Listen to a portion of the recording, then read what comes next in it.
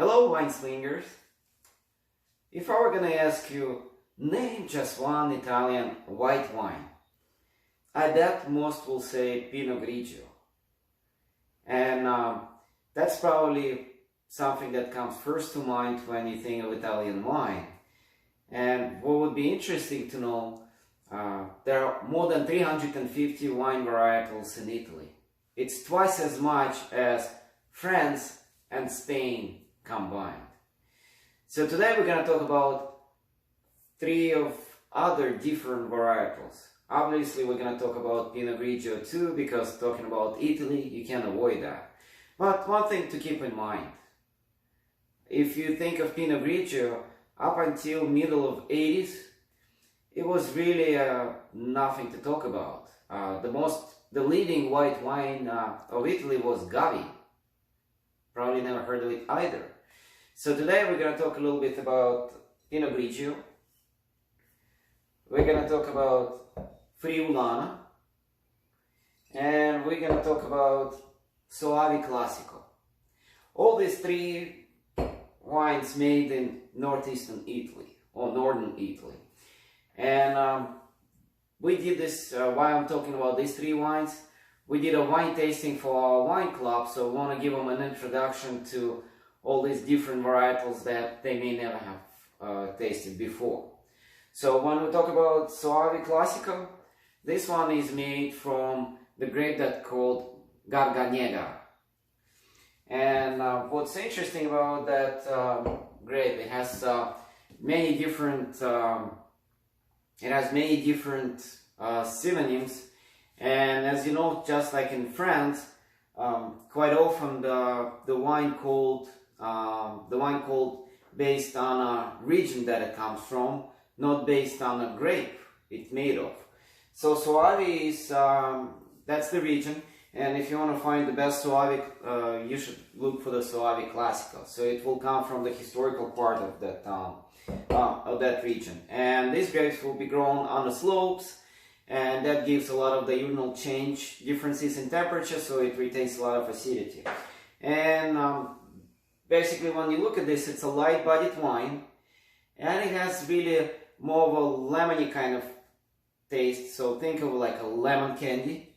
And it's really light-bodied, easy to drink, will go well with seafoods and oysters and things like that.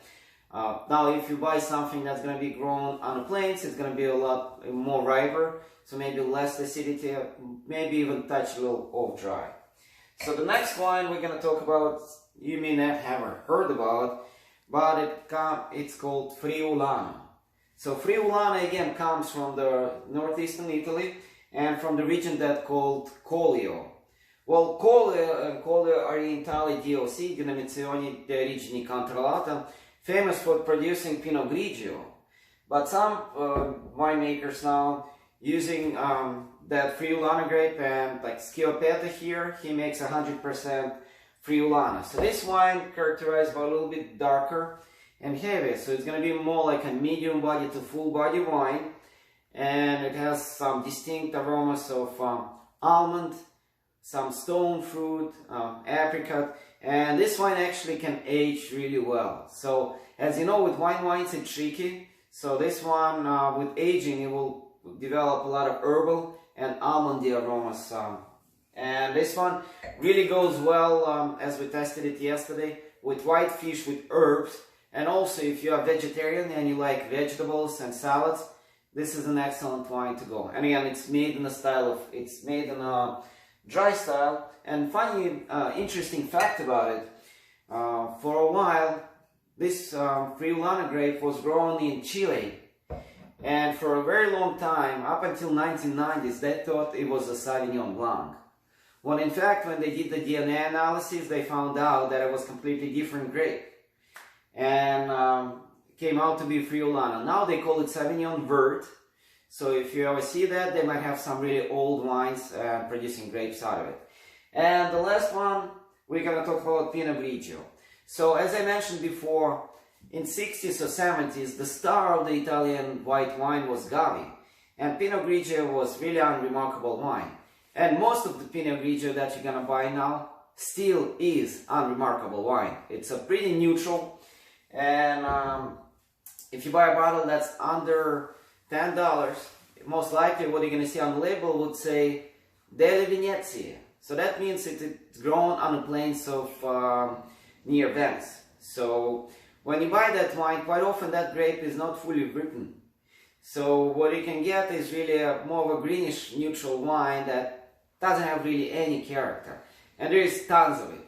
Now if you want to find something that's better in the Pinot Grigio category, you should look, as I mentioned before, for Collio on the label. Like on this one, Friulano. Or I would say, or something like this one here, when it says Alto Adige. So thanks to Friuli, Venezia, Giulia region and Alto Adige, who really decided to develop Pinot Grigio as a grape in mid of 1980s, they start planting it and they start growing it for the quality.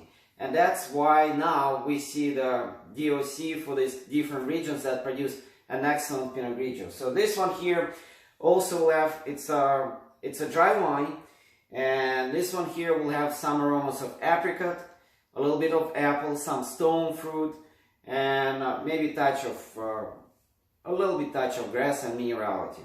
So again, try those different ones, get a cheap bottle for $7 to $10, and get something like this here, which is in a $20 range.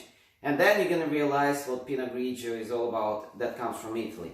So next time we might talk to you about Gavi di Gavi, and maybe even compare Pinot Grigio to Pinot Gris from Alsace, France. Well, till the next time, keep wine swinging with us, and cheers!